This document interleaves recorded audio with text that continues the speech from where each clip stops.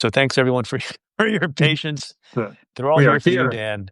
Yes, we have made. They, even though we screwed it up and we're 13 minutes late, they came roaring back because they want to know your take on things.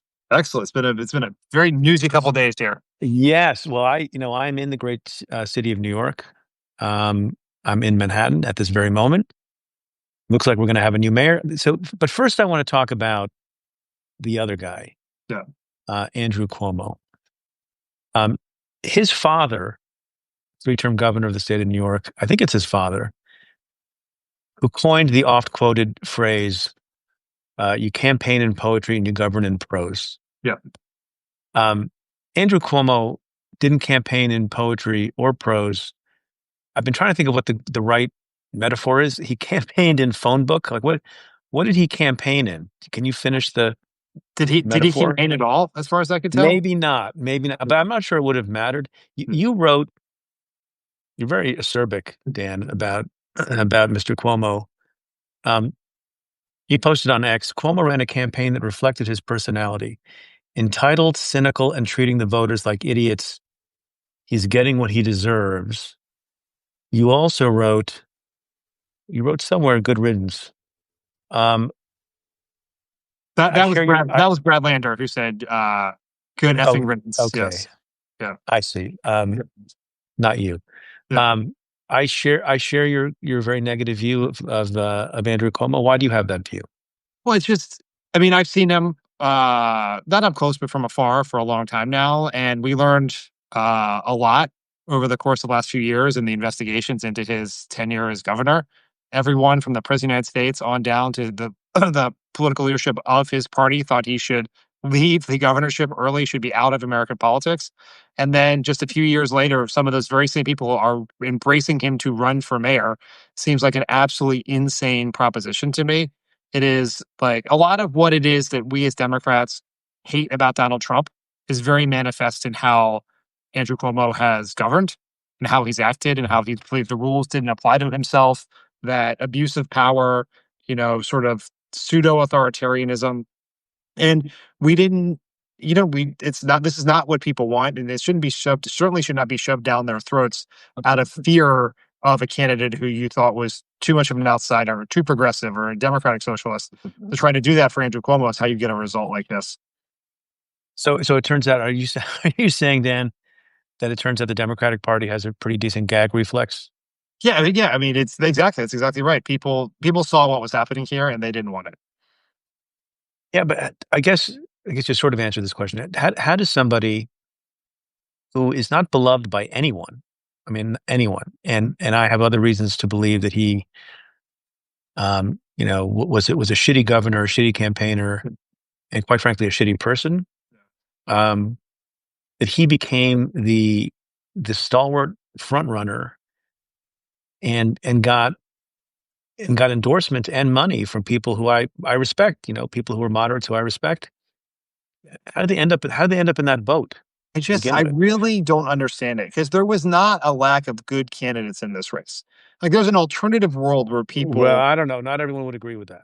Well, I think that if you are wanting someone who is like all the people who put all the money behind Cuomo could have put it behind Brad Lander, Yeah. right? That is an option. There were other people you could have done. You could have gone and found another candidate if your view was, even if you thought all the candidates were bad, like there were other options other than Cuomo, and he started out in front because he had the highest name ID, right? And some Yeah. general sense that he is this strong man like figure in a city that some people believe, you know, needs that, right? Or they're concerned about crime or chaos or whatever else is happening there. But for the Democratic Party establishment, for billionaires, for Michael Bloomberg, for Bill Clinton, for Jim Clyburn, for reasons I can't understand, to Yeah. come in from South Carolina to endorse, seems crazy to me for a candidate, for someone who we thought should has more reason to be in prison than in office right now. So look, I'm very confused. So I don't vote in New York City. I live outside of New York City, but I work in New York City. No. I was the U.S. attorney here for almost 8 years, including Westchester and two boroughs in the city. And I care deeply about the city, and I care deeply about the state. And I am not um, far to the left. I spent 8 years as a prosecutor. Um, I don't believe that we should defund the police. And yet I wake up this morning not sure about Mr. Mamdani, but relieved that Andrew Cuomo is not our standard bearer. Is there something peculiar about my feeling this morning, even No, though I look, I have lots of think trepidation about that person? no, I think that when you become the nominee in a low turnout election, right? Like not a huge part of the city voted in this election. There is a you have a responsibility to go make the case to people like you, right? People who may agree with him on a whole bunch of issues, but may have concerns. He has been answering the defund police question throughout all of this and has said that is not something he's going to do. He's actually going to expand the number of people on the streets by having these community service workers who are going to do a lot of the things that the cops are being asked to do. But they're like people have, it's fair to have questions, right? Absolutely. And it's going to be Yeah. incumbent upon But him to answer them for everyone. one gets the feeling, and this may be quaint, and maybe it's not quaint because it seems like this was part of what happened in this election. And tell me if this is too naive or too facile. Um, you can agree or disagree with people's policy positions, Yeah. and you can have and particularly if someone is prepared to evolve and engage, but hold certain positions in good faith. I can respect that.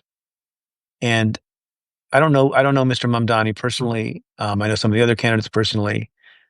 I know Mr. Cuomo personally, unfortunately. Um, but I get the sense that he's and I don't know because Mm, you never know with anybody, no. but that he speaks from the heart and he's a genuine person. And boy, does one get the opposite impression of the other guy. Yes. And that And really that helps sum matters up in the mix. politics. It Yes. matters. Yes. Look, there's you would know this better than I. You know, I often wonder if we make too much of sort of the slicing and dicing and analysis of the public, and that not in every instance, and maybe this only matters at the margins, that people want to believe in the uprightness of the not the uprightness because we vote for a lot of not upright politicians, but believe in the authenticity of the person they're voting for. They want to be touched by that person in some genuine way. Now, whether that's rational or not rational, whether that's reasonable or not reasonable, that's a separate thing. But that's just life. That's how the rules of engagement work. And Barack Obama, your former boss, No. touched people a certain way. AOC touches people in Yeah. a certain way. Bernie Sanders touches people in a certain way. There is this group of people who are the most fascinating people in the American polity to me, who voted both for AOC and Donald Trump, or said that they would. That's a policy that's like bigger than the Gulf of America. That policy gap. Right. Um, in all your years doing this, and as you sit here today, how do you think about that principle of connection, which is not scientific, which is not policy, which is not you know um, something to be calculated, but something to be felt? Yeah. Look, I think you've nailed exactly what I think is going on. There are lots of people who are to the right of Zohran Mamdani or are or don't certainly would never have considered before selection to vote for someone who called themselves a democratic socialist, who don't like socialism, who voted for him for a couple of reasons because he seemed like a real person, like Mhm. that you could understand, you could look at him and see his values and trust that meant what he said. Even if you didn't agree with everything he said, you trust he meant what he said. And that he didn't seem like a politician. And in every election recently, or more often than that, at least, the person who seems less like a politician, the person who's more of an outsider wins.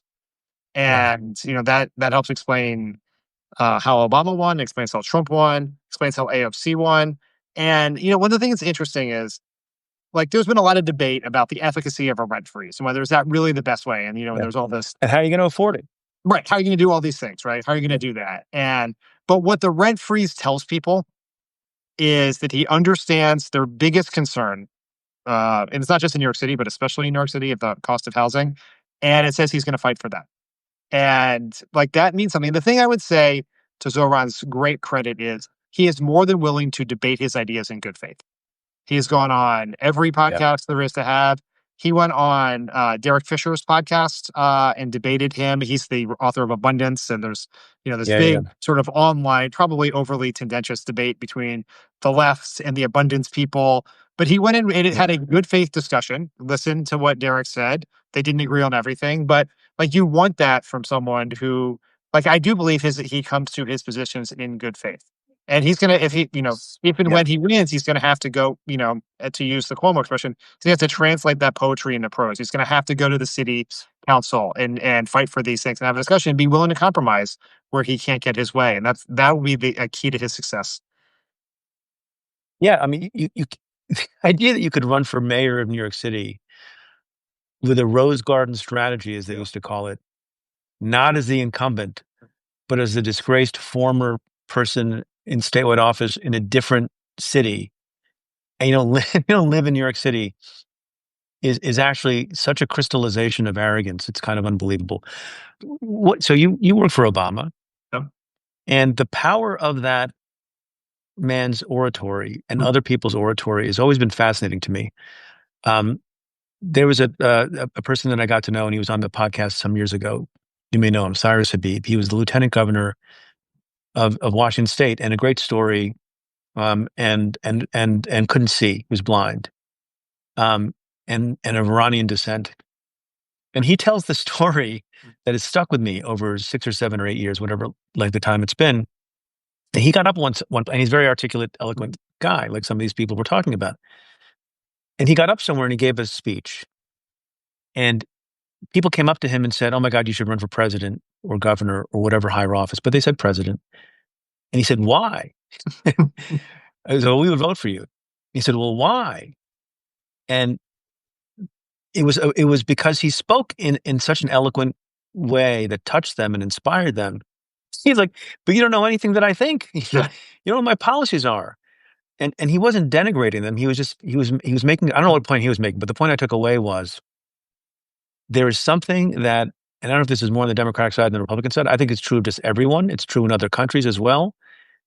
That that people can be mesmerized by the eloquence and humanity of a powerful speaker, like they were with Obama, like they seem to be with Mamdani. And I've seen some of it. He's good, man. Yeah. He's really good. It doesn't overcome everything, but boy, it buys you a ticket to the dance, doesn't it? And Yeah, and I is that think good or is that I bad? think What do you think of that? well, I mean, like, I guess we would like to live in a world where everyone printed out all the white papers, put them on their desk, went Right. through all of them, talked to experts, did everything they could, and then made the best decision based on policy. But presidents in particular, but governors and mayors too, are, they become a part of our lives, right? I heard someone say this the other day, but the only thing we all have in common is our president, right? If you live in New York City, the only thing you have in common is you all have the same mayor. And if you Yeah. you want that person is in your life, and you want someone that you want. This is not. It's much more complicated than just who do I want to have a beer with, right? The George W. Bush, versus Al Gore Yeah. question. But it's more like, does that person give you hope? Do they give you faith when there are dark times? Is this someone I trust to turn to? And I think giving a good speech or being a powerful communicator, because I think it's more than just speeches now. Like much of Mondani's communications are these short form videos, right? Like the video he does about inflation at the halal trucks Yeah. is like a great piece of Yeah. content. And Obama began at least in a time where speeches were a huge part where he could give that speech at the convention, and that could be a great way of communicating. That is a less efficient way to Yeah. communicate in this media environment. So be able to communicate in that short way. But he gives people hope. People are dark. This has been a dark time. Their governor has been indicted and then pardoned by Trump, or their mayor has been indicted and pardoned by Trump. Their previous governor was run out of office for a bunch of stuff. If there's somebody who gives you hope for something better, that's very, very powerful. And that'll help you. That'll bridge disagreements on certain things or make you open your eyes to something you might not think about supporting previously. Do you know what's also powerful? And I wonder, and I think you've given your answer to the question I have that arises from the other powerful force, and that is negativity and fear mongering. Yeah. That's really powerful. I think Trump does that very well. At the end of the day, I like to believe, and I wonder what you think. Maybe this is more naivete, that all things being equal, political talents being equal, the game not being rigged, people having access to the ballot, all things being equal, the hopeful candidate wins over the fear mongering candidate. Do you believe that? I do. I believe all The things problem being is that things are not always being equal. right. They're not equal, and sometimes the person who communicates the fear is better at communicating the fear than the person who the hopeful side is as good as communicating the hope. But all things being equal, if you had candidates of equal talent, equal access to the ballot, equal money, all those things, I believe that what people want is hope. Um, is this as simple as not right or left or oratorical ability versus Mm. not, but just young and old? That people are that Cuomo was what is and was, given all his other flaws as well. On top of all that, it's like the same old ossified, aging. As I say, as someone who's aging, aging Yeah. myself, Yeah. but aging and just America loves youth more than experience. Is that true across party lines or not? No, I don't think that's true across party lines. What I think people want is a couple things. They want someone who is more of an outsider than insider right now, and that was an impact in this race. They want someone who is more hopeful, and they want someone who represents the future. Because like this idea that it's always young versus old, the exception to that rule is Bernie Sanders, right? Who is someone who can get people very, very excited. He's Yeah, basically the same age as yeah, Joe Biden, yeah, because he is authentic. He is an outsider. People believe to their core that he is fighting for them, and so like Bernie and AOC have very similar appeals to a lot of the same people, but they could not be more different in terms of background and age and demography yeah. and everything else. But here's the dilemma, and I think about myself in this regard. I don't know much about um, the new rising star that we've been talking about. Um, but I don't know if I'm a dying breed. I'm kind of moderate. I'm certainly left of center. Socially, I think fairly liberal. I believe in law and order and a lot of other things. I don't want to get into a debate about what those things mean, but I'm not way to the left. Yeah. And people of good faith are concerned about that sort of constituency of the Democratic Party. Um, is the moderate part of the Democratic Party and the liberal part and the left part of the Democratic Party at war with each other? Can they harmonize?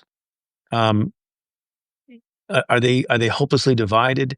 Can there be a crossover candidate who can, maybe Mamdani is one of those Yeah. people who can appeal to sort of, if to the extent there's two wings, I think there's more than two, but appeal across the spectrum and unite folks, or is it inevitably going to collapse of itself?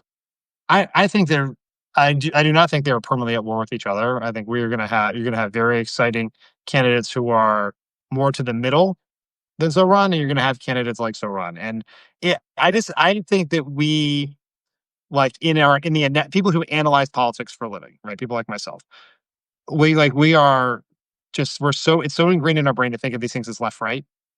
And I think that's not the right way to think about it. I think it is inside outside is the way it is. And you like look, if Yeah. you're gonna have a Democratic candidate who is gonna win the presidency or win one of these purple states in a Senate race, is going to have to be someone who can appeal to both.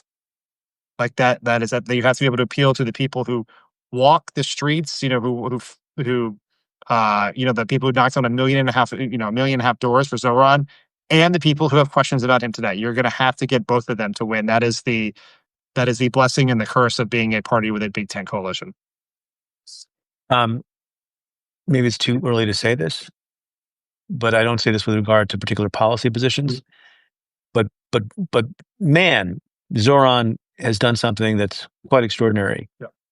Came out of nowhere, and I don't think anybody, I don't think large portions of the electorate, even though there was not a huge turnout of the electorate in New York City, have been following him. Does this necessarily mean he is a generational talent to have done what he just did?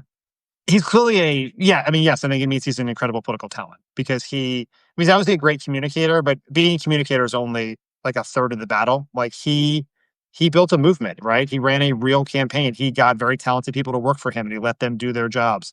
He inspired people. He worked his tail off, right? He walked 11 Yeah. miles, right? Did a press conference at the end of it. He is an incredible political talent. I think that is clear. To be able to do what he did, to come from nowhere, to beat Andrew Cuomo and all of these other people in this race, in this time, I think it's a sign of great political talent. There's no question. I'm gonna criticize not you, Hmm. but the people you refer to as the people who study politics for a living. None of y'all 8 weeks ago predicted this. No, I certainly didn't. I was surprised. I was like, I thought there was a chance he would win. And I was sort of watching how Bradlander's numbers were going up after he was arrested, and I thought that was probably a good sign. But no, Yeah. I didn't think he was going to win. I don't like. I'm analyzing this after the fact. Yeah. I didn't predict it. I was impressed by the campaign he was running. But if you had asked me, 72 hours ago, what the most likely scenario was, is that he would have done better than anyone thought was possible 2 weeks ago, but not close enough to win. And he blew the doors off, which was incredibly impressive. All right. So what happens next I in mean, the Democratic Party? What lessons, incorrect and correct, will be learned from this? And then I'll let you go.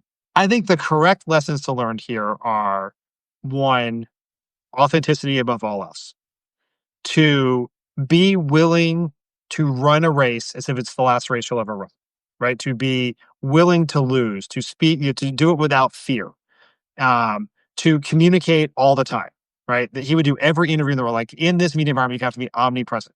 That wasn't the strategy in our presidential campaign. It wasn't the strategy of President Biden for all the reasons. It's not too many Democrats are risk averse, so we should take it from that. I think it would be a mistake and I think that a laser like focus on cost of living is incredibly Yeah. important. Like that. That's what all anyone talks about. It's like the number one issue. And to find a way to talk about that and make it compelling to people, we should study how he did that. I don't think we should take this, like, obviously New York City is not Waukesha, Wisconsin, or It's not.